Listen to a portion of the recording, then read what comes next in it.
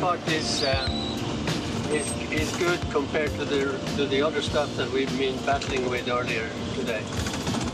So this is okay, but it's very time-consuming to drive because there's so much melt ponds and uneven surface. Yngve Kristofferson and I, together with other interested scientists, have constructed a platform which will allow us into the most inaccessible parts of the Arctic Ocean, north of Ellesmere Island in Greenland. This is a medium-sized hovercraft which is named Sababa. Sababa is an Inupiaq word meaning flows swiftly over it. This will allow us boots on the ground together with mobility for long periods of time in order to study one of the most interesting areas in the Arctic Ocean. John Hall and I think that there is an asteroid impact that has hit the Arctic Ocean maybe a couple of million years ago. We became aware of this, what we think is probably the greatest scientific plum in the Arctic that I know of. Plum in the sense that it actually has exposed the older strata, which has top international interest. But nobody is doing anything because icebreaker can't go there, and then they sort of throw their hands up. So this thing kind of came to us, but we're not getting younger. In a couple of months, I will turn 72, and it's about time to get there. On July 13th, I flew up to Longyearbyen, Svalbard, and met with Professor Yngve Kristofferson and his student Gaute Hope, who are in the midst of their final preparations for a scientific expedition up into the highest and most inaccessible parts of the Arctic Ocean with our hovercraft Sababa. It exists. Mm-hmm. Gaute! Yngve Kristofferson has spent more than 1 year aboard the hovercraft thus far. And he has been on it every single time it's been out. And this is because I think he feels personally responsible to make sure that he has it for enough years so that we can accomplish what we're trying to accomplish. Our program for the next 2 months is to take it further up and actually get onto the Gackle Ridge. This is the spreading ridge now, which has been opening up for the last 50 million years or so. And then to travel out, go up to the area of the Lomonosov Ridge here, which was originally rifted off. Take a look inside. Oh, yeah, I see a woman's touch. Oh, delicious. We had this problem with that the ovens went out because of under pressure. Yeah? When you're operating. So what do you mean? So we had to drive when we were going in transit. We didn't have any heat. It was cold.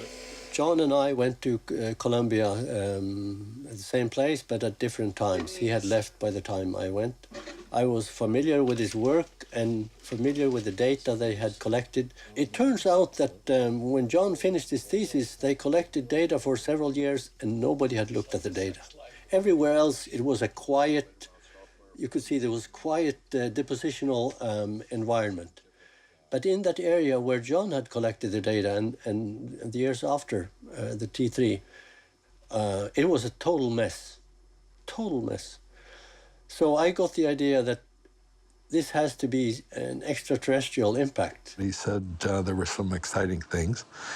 And it was only when we were going out to his car in the parking lot that he whispered over to me, it's an asteroid. The question was how to get back out there.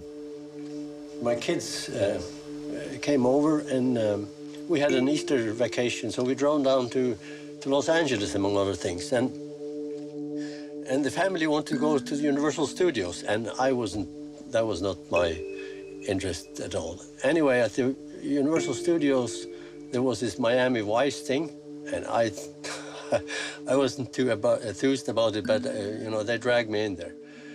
And sitting there watching this thing, all of a sudden a small hovercraft comes roaring in, and that sort of caught my attention because here I saw this is a way to move over the ice in the summer time, because you can't, it's very difficult with skidoos because there are meltwater puddles on the ice, so for safety reasons. Yngve told me about a project that he had worked on earlier where they actually had gotten some money from a shipping company in Norway to rent a small hovercraft, which they then took up and tried operating on the ice. And it was quite apparent that the hovercraft was too small. He knew of a company in England that was making hovercrafts, and that it might be very interesting to equip one of these to go over the ice and act as a drifting ice station that has mobility. And here's the punchline. John looked at me and he said, let's buy one. Gunter was out with me last year, yes. And I think he's still with us, so it must not have frightened him totally. It's very exciting, at least, but I feel very safe because we're up on the ice floes, so we're much less exposed than other boats. We both have this that when you get up in the morning and have breakfast and all that, keep your mouth shut, and you need some peace and quiet. The first basic thing, at least for me, is that the person is interested in what he's doing, that he's not here just to kill time, and also that he's good at what he's doing. I built 5 buoys that will be in a network on the ice, and each buoy has a hydrophone which we drop through the ice and will be hanging right under the ice. And it will listen for micro-earthquakes. We have many exciting targets, and it's just like you go on a, it just keeps you alert all the time. To our great surprise, we discovered that the freighter Norbjorn, which was going to carry the hovercraft as deck cargo up to the ice edge, had arrived one day early. A meeting with the captain indicated that he would be leaving that evening, and so we had just one day to rush around, putting ourselves in high gear in order to get the last food items and the last supplies out of the storerooms that we had in Longyearbyen. No, I thought it was tomorrow evening, so my mental plan of things was, that means we're in a real hurry. Okay, John. Yeah, thank Scream bloody murder if you need some prayer from the Holy City. Okay, you better crank it up and get the hell out of here. Want to get rid of us so fast? Nobody's going to leave. No, he's not going to leave. I told him we'll be there at 9:30. So we'll warm up the engine, yes. Let's see if the engine works. Gee.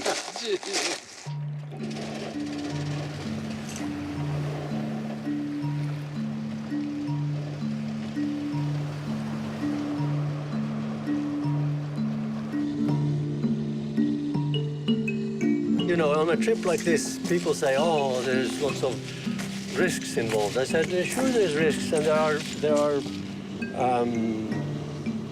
nasty, semi-nasty things that will happen, but I expect that, but I also expect that we can get out of it.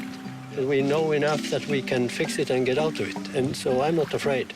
In the course of a day, we get stuck, run up on something several times, and so what do you do then? You know, oh, we're stuck. Well, you make yourself a cup of coffee, and then you go out and work on the problem. So it's not worse than that in terms of safety. To me, the ice is a safe place. Well, finally it seems to be on the dock and nothing is broken, and hoping for the best. In past years, we've discovered that it's a mistake to try to get up to the ice on our own. And as a result, we have chartered ships in order to take us to the ice edge so that we do not expend fuel getting up there and encounter possibly bad weather conditions that could wreak havoc to the hovercraft on the way. The importance of doing research in the Arctic is that this is the canary in the mine.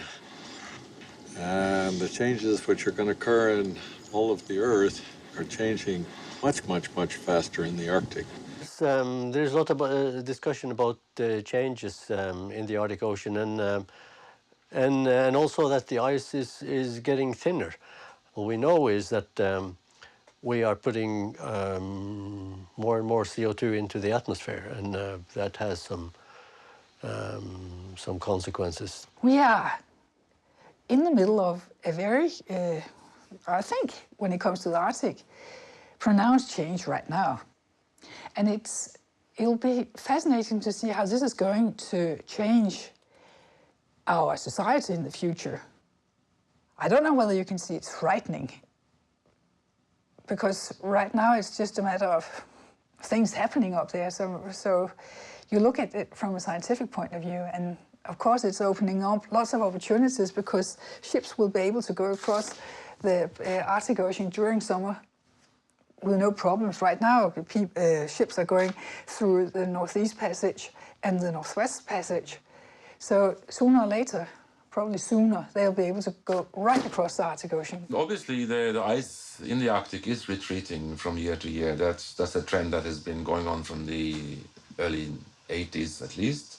The Earth is a changing planet, actually. So the ice cover in the Arctic has been very low also in the past, but it's come back. So this is probably nothing new, other than that the reason for it this time is also blamed on human activity.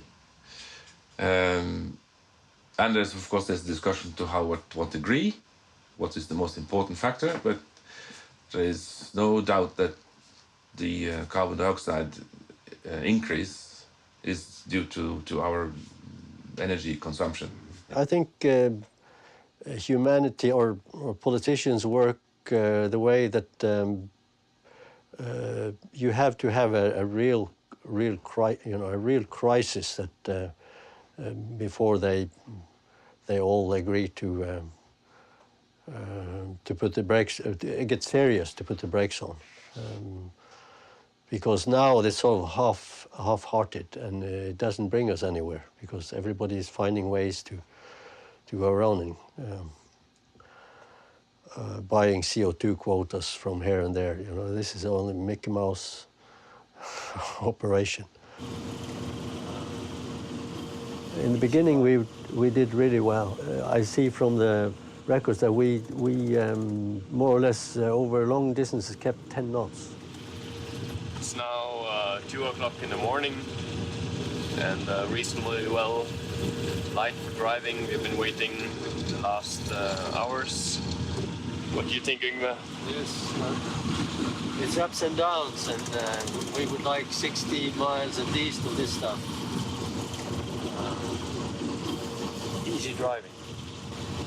We hadn't gone far before we got stuck on the ridge, and I think it took us half an hour to get off. And we drove a few more miles and parked for the night, and continued the next day, and things went more or less like clockwork. You know, we got stuck a few times up on the way, but it becomes routine.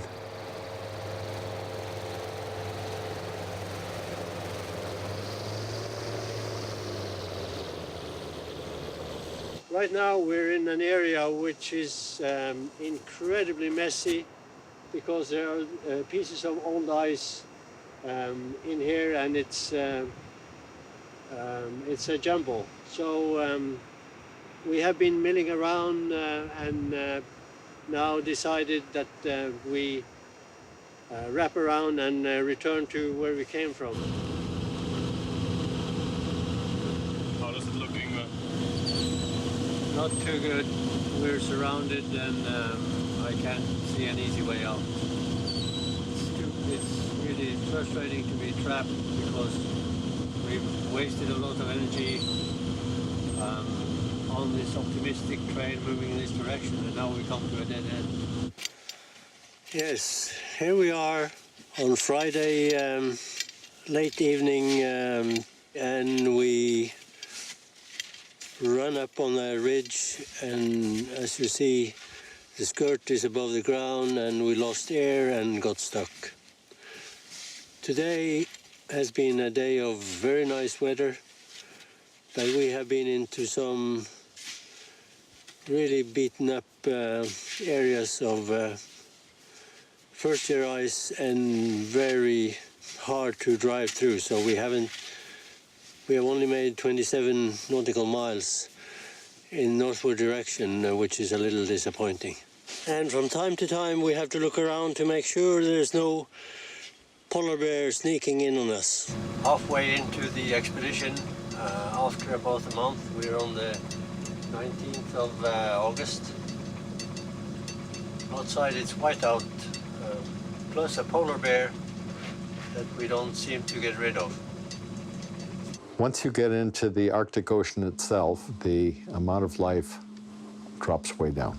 The only living things that you're going to see are seals and polar bears.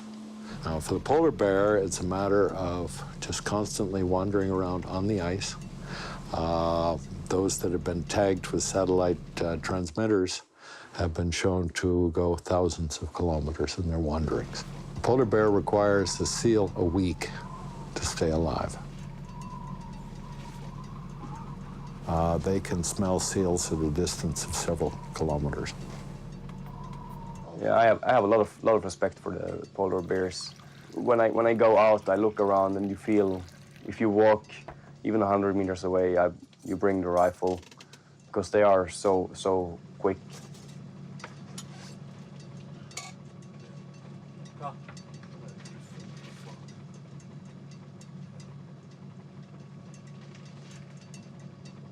Gert is watching the polar bear that's lurking outside here.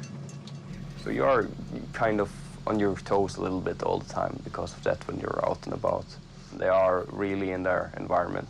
You're really just a visitor there. So they are way better at moving around there than you. So I definitely watch my step when I'm around them.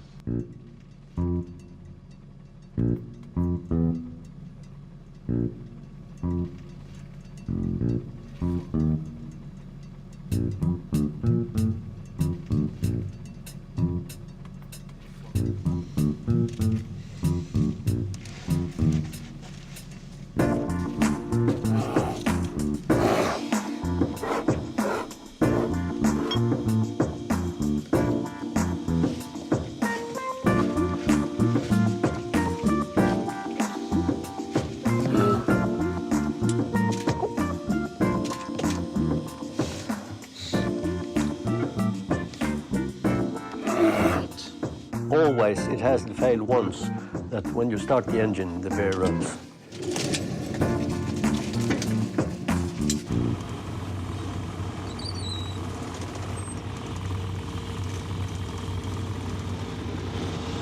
The craft is moving all over the place. But it's, you're making steady progress, so we should not complain.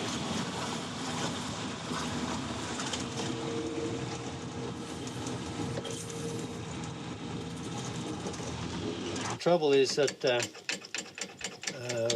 this thing is so worn that the underside of this hole here has actually fallen off. I've known of the problem for a while, and now is the time to fix it. In the Arctic Ocean at almost 85 north. Beautiful sunny evening. It's just after midnight. Gert is a very easygoing person. He doesn't make a lot of fuss and noise. Yeah, I actually had more than enough cookies. I brought some back home, so I was. But I brought some chocolate, some chips, and they made a big point out of rationizing them and how many chocolates could I eat this week. But so it's the small things. But I think in the beginning, you're of course anxious to go on an expedition like this. So, but once you get started, you get into the routine, and time goes faster. And when we didn't work, when we were working, the days went very fast. And when we were driving, there was a lot of work, so you just worked and slept, and that was fine. And later, when we had deployed our equipment and we were in drift mode, it was time to work on. I could work on my thesis. I could read and relax more, and it was quite okay actually. We see that there's nobody at the laptop working, and if we go to the rear of the craft, we may find the reason why. It's very compact living, and we have a small kitchen, and we have the stove, and if you have everything in place and keep things sort of in order, it's manageable. So it's dinner time at 85 North. Make it simple. Mashed potatoes, peas and carrots, and a dash of red wine. Some people like to grow a beard, but I don't. And once a week, it's shaving time. The area that you can move around on is not very much. It's like 80 centimeter wide and I think maybe 7 meters long. So there's not much area to walk on. I mean, but you can go outside, if you need more space. On a trip like this, you have tasks to do that has to do with the operations and the science and reporting and all the stuff. So you're busy all the time. And you don't notice it so much. It's, of course, if you get personalities that starts wearing on each other, then things might be difficult. I called my parents and my girlfriend. I think it's the only ones I called. You bring a lot of clothes, you change clothes, and of course you have to wash yourself. You can heat water in the oven, so you have to do that the old way. There is no shower, so. But I think that went okay.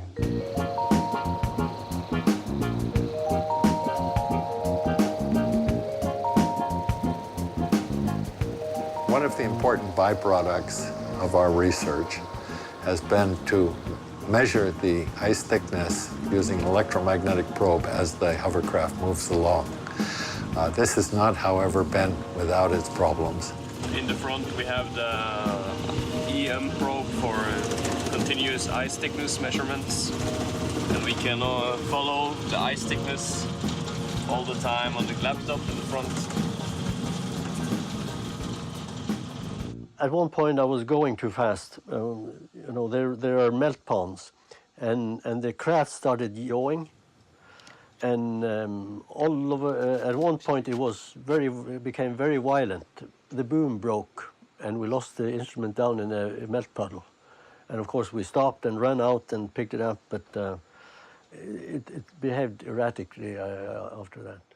Gotha has repaired the EM instruments after our little accident where the boom came off and the instrument dropped down on the ice, and we almost ran over it. We are the first one on this trip that has measured a continuous ice thickness profile from the ice edge north of Svalbard and up to 85 North. And then we had a case where a bear, he was there one day and he left, and I thought I'd done away with him, but he came back the next night and I didn't notice. But in the morning I saw that the cable was chewed up. he had all these troubles with the mist and everything, and then in the end also he had trouble with the polar bear coming eating his cables, which was it was the last sort of possibility. We haven't thought about that the polar bears would do that kind of thing, but actually that happened. It was quite. I mean, there were boxes with food. I don't know why he jumped on this poor wire. So I had a repair work to do before I could get some data. I soon found out that the alternator was dead.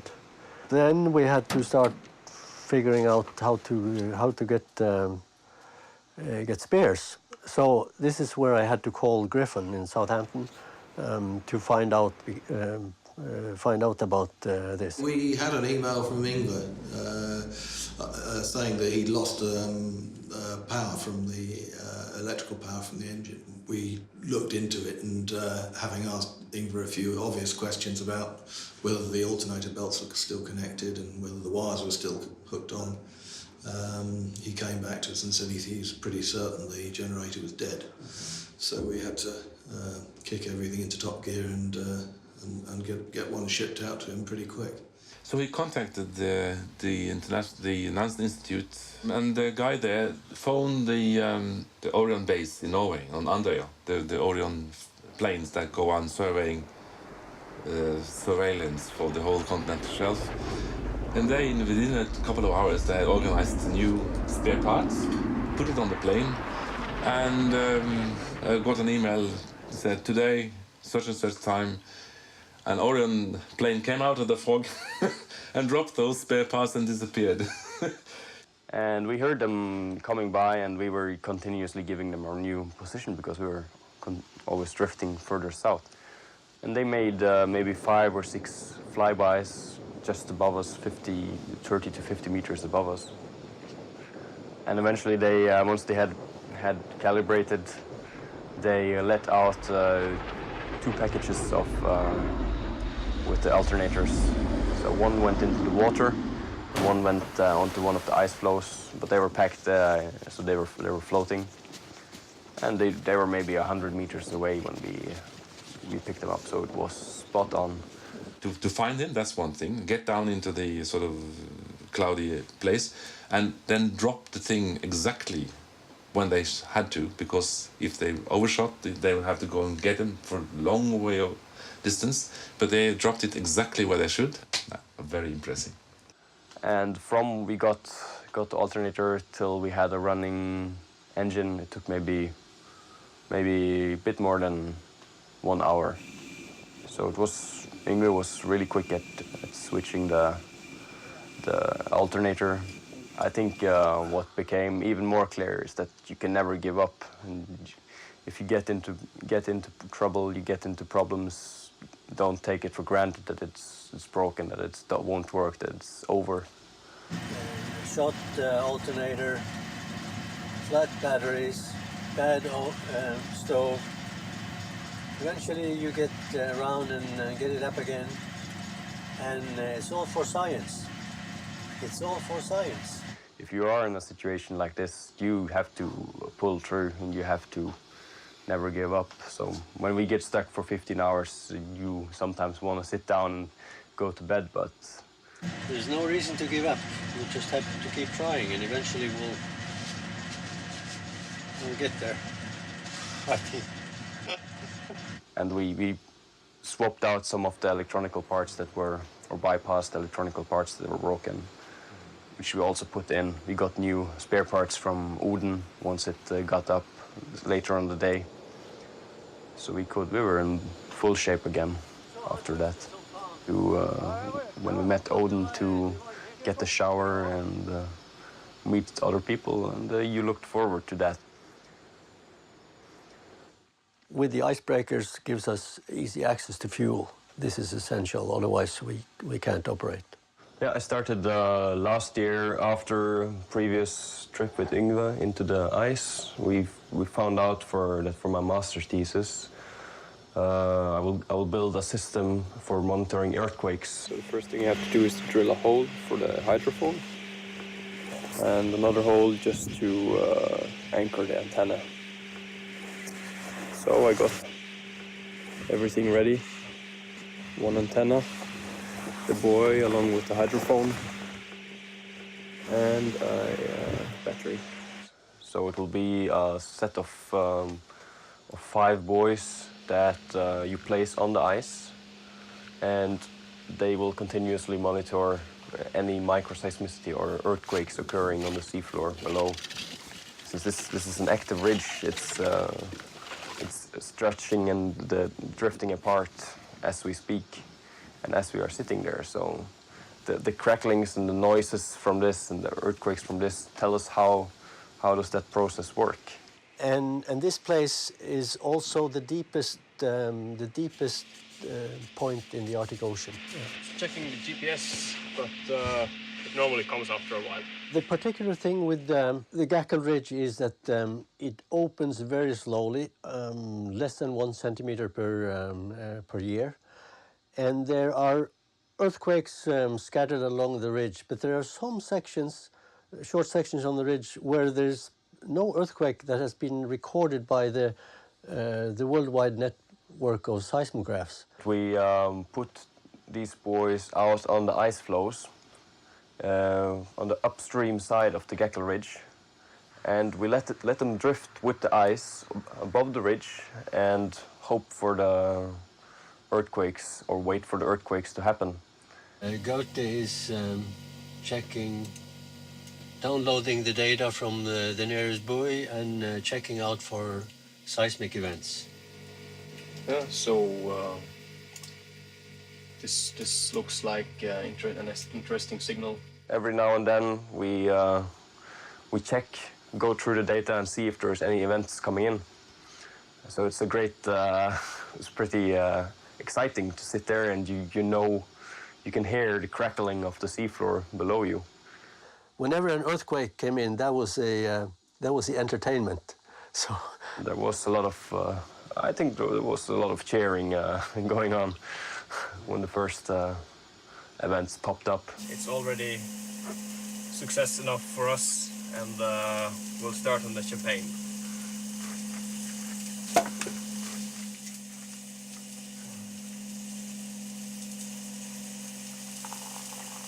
hey, here's to John Hall, the facilitator.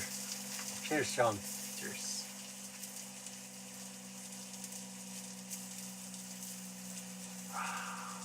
Champagne on Gackle Ridge. Not too bad. Gaute's instruments worked surprisingly well. And we recorded on the average about 10 events per day. It's a lot of work afterwards as well to analyze the data. I'm very happy with that it worked and that I got so much data back. I'm really impressed with what Gaute did. In the Arctic, the unexpected is often the rule. The case of the Frem 2012 expedition, this certainly was the case, and conditions that we encountered along the way severely impacted the ultimate goal, which was to get up to the Lomonosov Ridge on trying to discover the early history of the Arctic Ocean. It was admittedly a very ambitious project, because it meant that we had to drive over 1,000 kilometers from the ice edge to get up to the area of interest, and then get home again. And it so happened that by the time we came up here,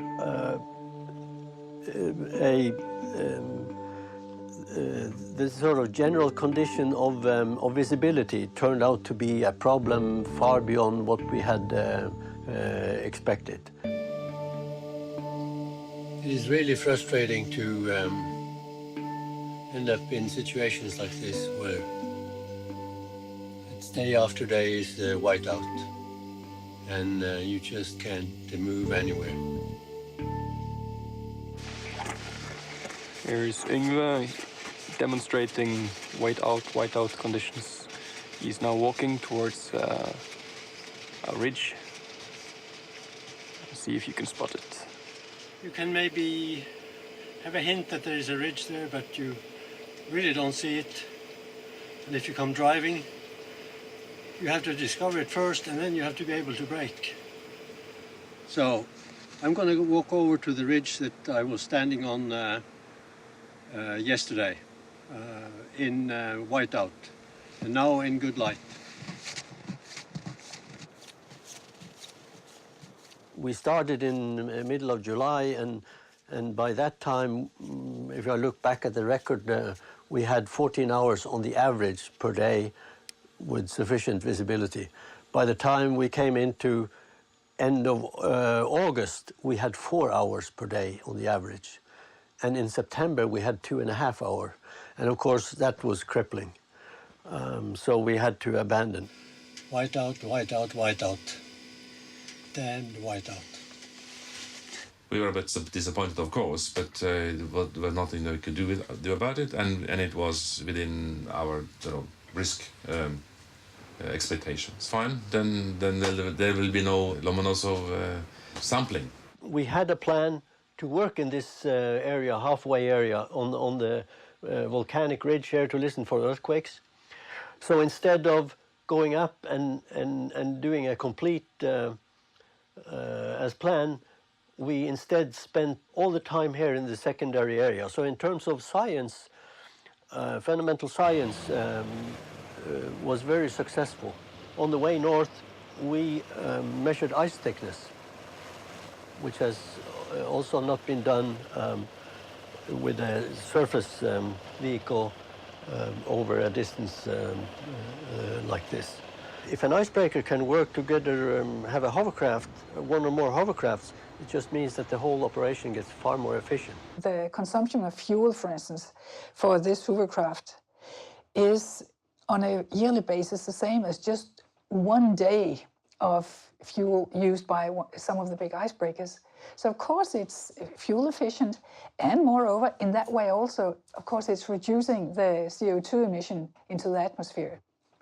Gaute went on the Odin because that was written in the cruise plan. I was always supposed to go back then, so it was also written down in the agreement with the university and everything. So I kind of had to leave as well, and I was also mentally prepared to leave then.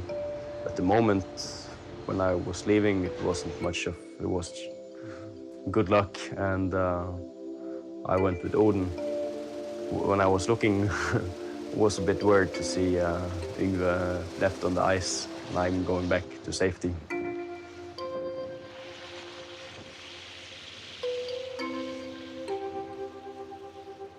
So I think together we were a good mix. I don't think I would have been there with anybody else than Yngve. And I'm really lucky to have been on this expedition. It's been very, very special. After Gaute's departure on the Odin during the second refueling, Yngve decided that the ice thickness measurements were so important he would continue alone in the southern drift. With Yngve being alone on the hovercraft, there were worries. If you look around, you can see that we are dealing with an unforgiving landscape of melt ponds. This is what happened. The snow was wet last night, so it's frozen and it's very slippery. I ran up on this little ridge and got stuck.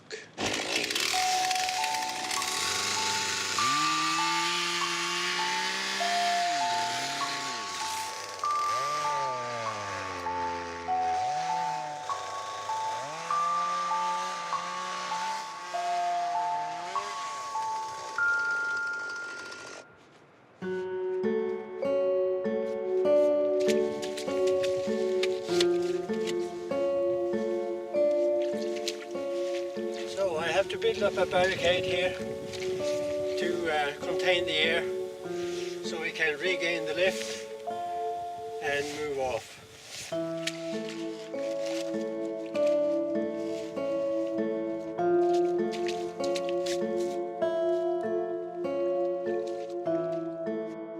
So now we have to do the front.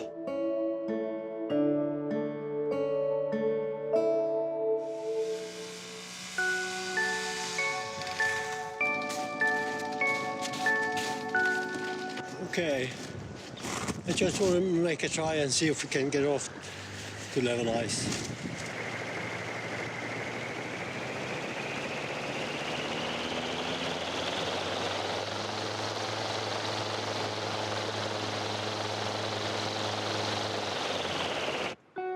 Well, something doesn't come easy, and Rome wasn't built in a day. Now we're going to see if we can make it. I've added the winch to help us.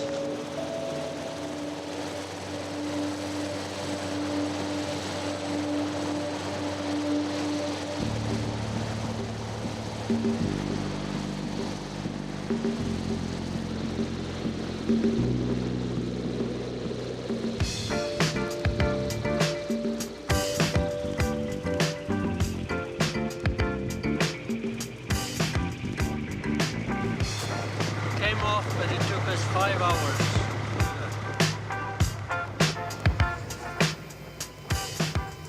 I have enjoyed the solitude here in the Arctic Ocean.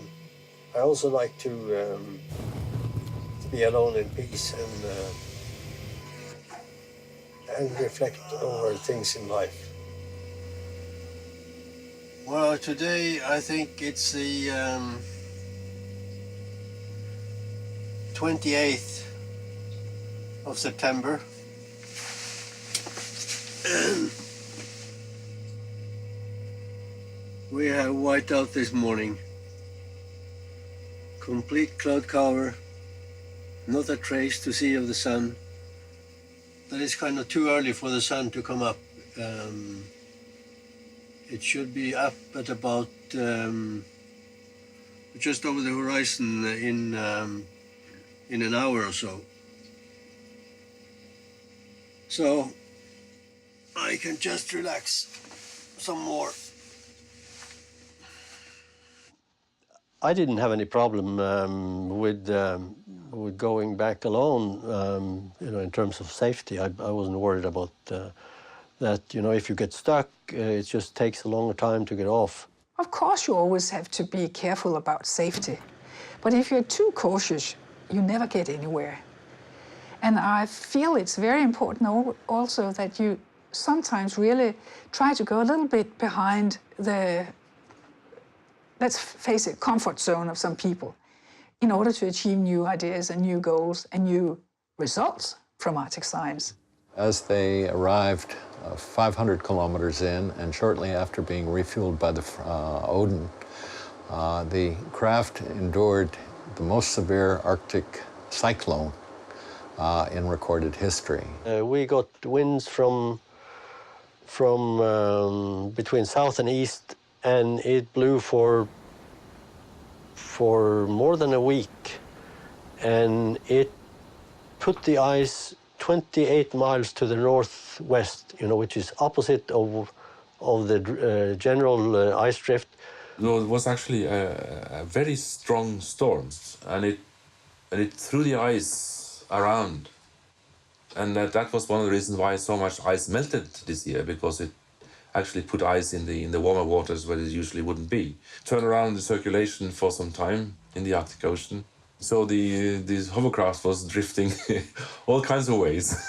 I was on a big floe. There was a couple of kilometers, and it just couldn't find a way out of it. As night came along, those of us back on land were growing more worried. Yngve had no worries whatsoever and was looking forward to the drift. But as we knew that the polar stern was returning, then a call was put in through to Alfred Wegener Institute Logistics, and with their blessing, polar stern was directed towards the west and picked up Yngve, bringing him back to the area of Svalbard. I have to clear a path across a pressure ridge. I'm trying to get out of this big floe and go towards east to rendezvous with Blodgett-Hall. So eventually they were very, very positive, and they came and picked up the hovercraft, although it was a substantial detour for them. I think it's a really big gift that John Hall has somehow seen the idea of Yngve and supported it. And now this hovercraft has become an internationally renowned project. Because this whole endeavor is a test of our concept for operating in the Arctic Ocean. And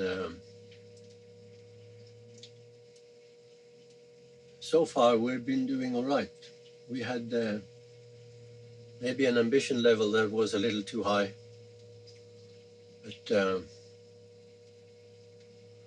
better than a high one than a low one. Finally, we got to work a work situation that John and I has been wanting all along, namely that we work together with an icebreaker. We never had the chance before the summer. The Arctic Ocean is by now the last of the larger oceans, which is still an unsolved mystery in many ways, in terms of its geological history.